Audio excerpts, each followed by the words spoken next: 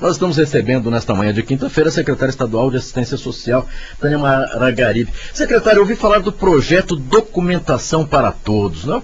O que significa e qual o objetivo desse projeto? Bom dia, é um prazer novamente recebê-la aqui no programa Tribuna Livre para falarmos a respeito desse trabalho da assistência social em todo o Mato Grosso do Sul. Bom dia, Marcos, bom dia, Sérgio, bom dia a todos os ouvintes. Sempre é um prazer para nós podermos estar aqui, porque nós sabemos que o que aqui é falado chega a quem precisa da informação, que são exatamente os ouvintes.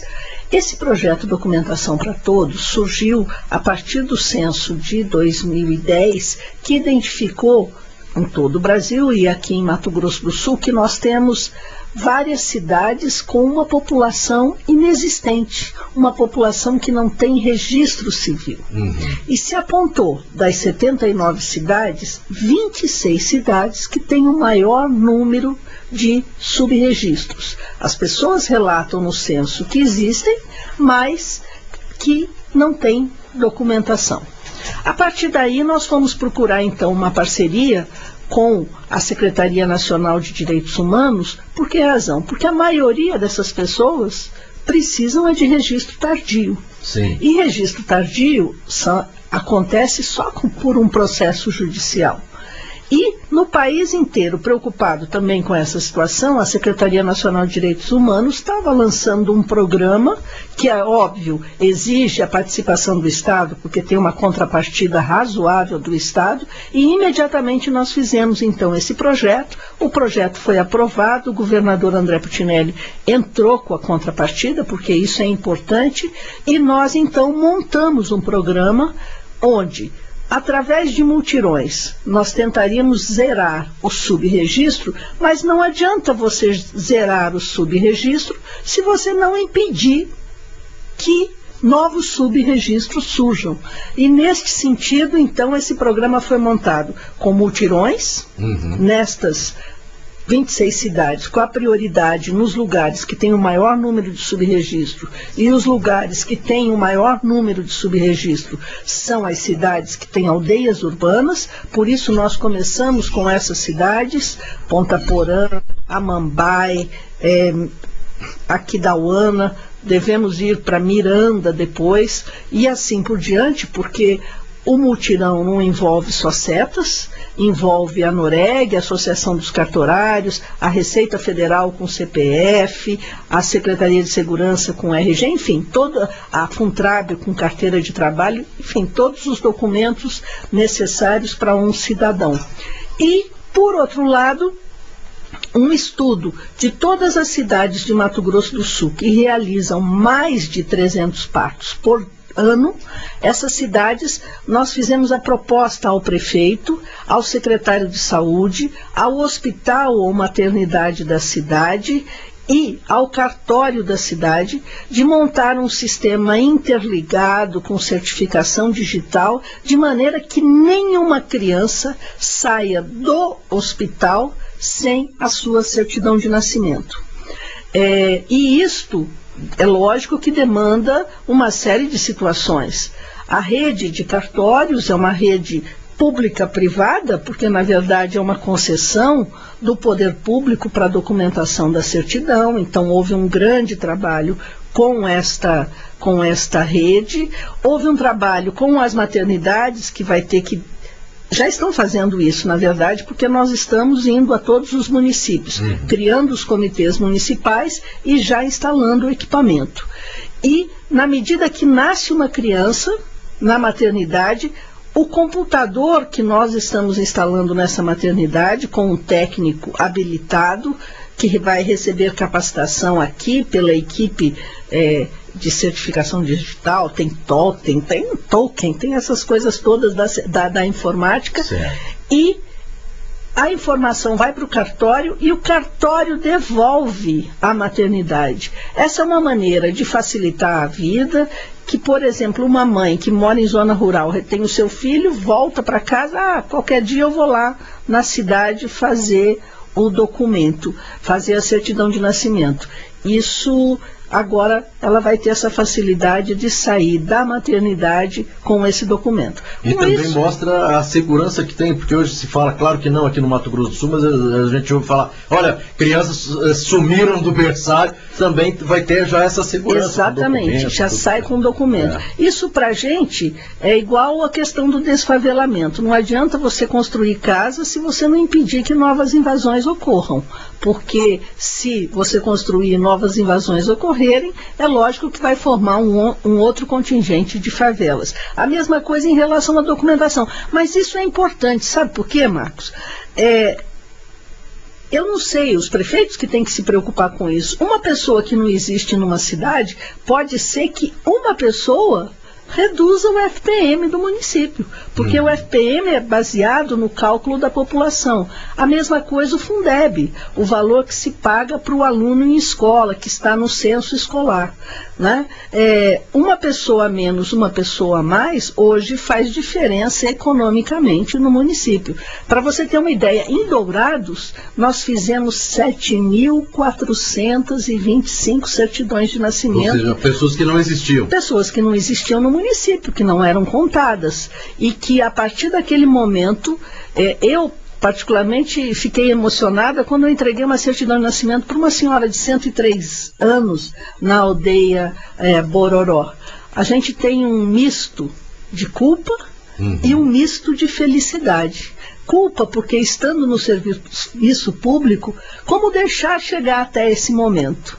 E felicidade porque, através das nossas mãos, pelo menos ela estava recebendo, ela passaria a ser contada como uma sul-mato-grossense, como uma brasileira. Secretário, qual é a diferença do registro para o subregistro? O que é o subregistro? A pessoa passa a existir no momento que ela tem a certidão de nascimento.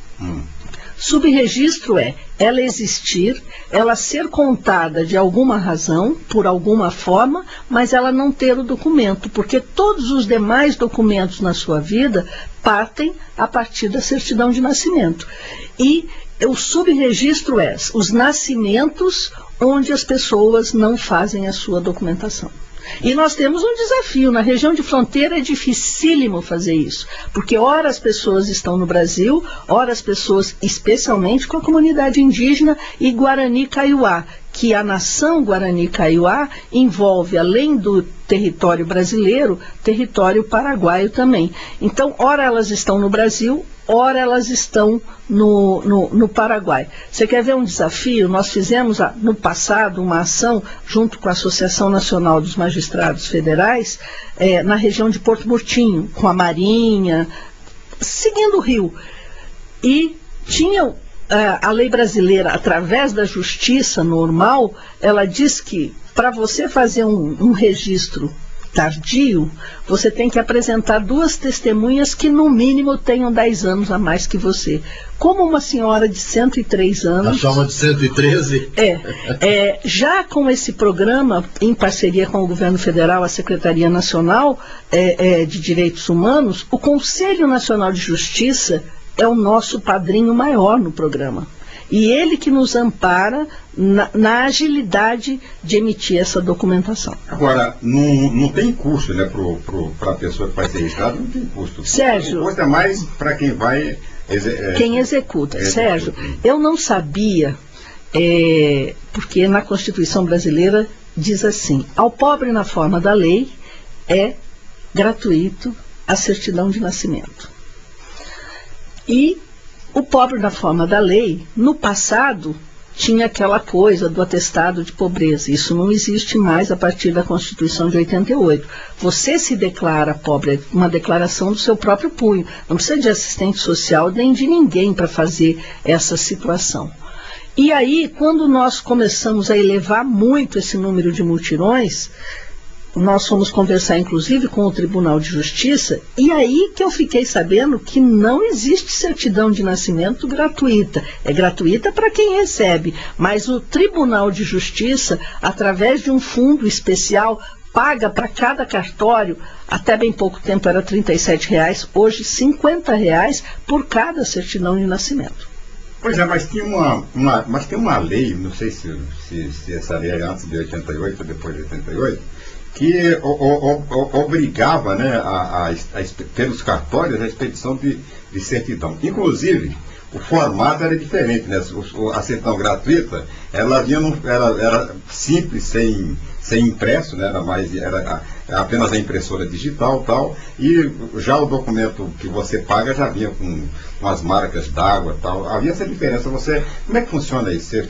Não, hoje os cartórios, quando a pessoa é pobre, quando a pessoa diz que é pobre na forma da lei, alguém assume o pagamento dessa certidão, não é a família. E as certidões que eu vi serem emitidas nesses mutirões que nós realizamos é em papel de qualidade, não é naquele papel jornal do passado. Não. São 7h52, nós estamos conversando com a secretária estadual de Assistência Social, Tânia Maragaribe. Deixa eu mandar um abraço para o radialista Chuca Brasil, que está sintonizado no programa. Secretário, o programa Vale Universidade, um programa também bastante interessante. Em 7 anos, o que o governo ele disponibilizou de recursos para atender esses acadêmicos de baixa renda e qual o número de beneficiários? Posso fazer uma pergunta no meio? Fique à vontade, Sérgio. É o seguinte, o que vai se aproximando da época da eleição, até antes da época da eleição, o pessoal fala muito de bolsa, né? Bolsa miséria, bolsa não sei o quê, porque o governo só ganha eleição porque dá essas bolsas e tal. Qual é a importância que a senhora acha, do ponto de vista político, da questão das bolsas? Não só a bolsa universitária, como o Vale Renda e outras políticas sociais do governo do Estado. Ô Sérgio, quando nós iniciamos o governo, lá há 7 anos, quase 8 atrás, nós discutimos muito que nome dar a esses programas sociais. O que nós queríamos à época é tirar esse ranço de paternalismo. Eu não consigo ficar bem entregando uma cesta básica para um pai que ele sai com a cesta básica nos ombros de uma praça pública e é a própria sensação de que eu não sou capaz, eu tenho que buscar. Nós queríamos dar uma ideia de que efetivamente tem muitas famílias que, através do seu esforço, através do seu empenho, até sorte, sei lá, e preparo, eles não conseguem adquirir a renda suficiente para manter a sua família. E quem tem que manter uma família é a família. Não é o governo que tem que manter a família. O governo tem que criar condições de trabalho, habitação, saúde, educação, para que aquele pai, aquela mãe, possa manter os seus filhos, aqueles que eles decidiram ter no seio da sua família. Essa foi a nossa concepção e foi a determinação do governador. Eu quero algo que não se transforme, eu estou dando uma coisa como um coitadinho, como um necessitado, mas eu quero somar com essa família para que ela possa honrar os seus compromissos com os seus. Por isso que o programa Vale Renda de Mato Grosso do Sul tem inclusive a 13ª parcela. Toda família chega ao final do ano, ele tem um 13º salário, se ele tem um rendimento e um emprego, e ele pode fazer um Natal melhor para sua família. É o único programa de transferência de renda no mundo que paga a 13ª parcela. E aí nós vamos pesquisar o nome. Então, que nome a gente daria? Bolsa. O que é bolsa? É uma ajuda? É um consolo? E nós preferimos usar o nome Vale. Vale é um crédito que eu te dou, que você merece esse crédito, para melhorar a sua condição. No caso, Vale Universidade é um crédito para o jovem que quer vencer e ele merece esse crédito, não como bolsa, não como aquela coisa de sempre estar relacionada a alguma ajuda que determinados brasileiros e brasileiras precisam. O país, efetivamente, tem uma diferença. Você veja, quem lançou esse programa Bolsa Família com outro nome foi o Fernando Henrique, como um programa complementar de renda.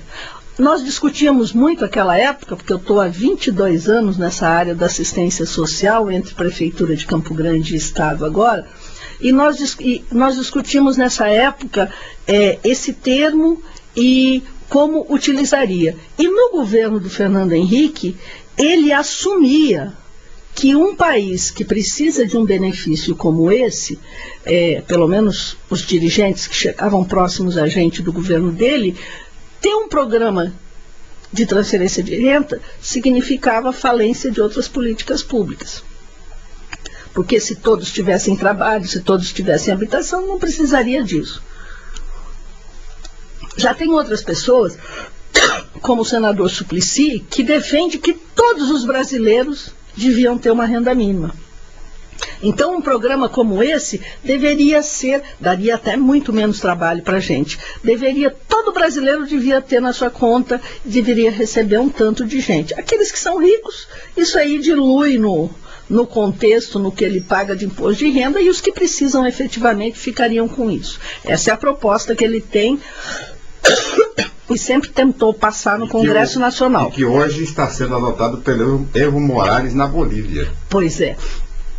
E já no governo Lula, ele agiu, criou uma comissão para pensar num programa de combate à pobreza no Brasil. Tem uma colega minha, que é até da Unicamp, a Ana Fonseca, que participou da idealização de tudo isso, e ele juntou todos os programas. Tinha o Bolsa para Estudante no Ministério da Educação, o Bolsa Alimentação no Ministério da Saúde, o Auxílio Gás, e criou o Bolsa Família. O país precisa disso? Precisa.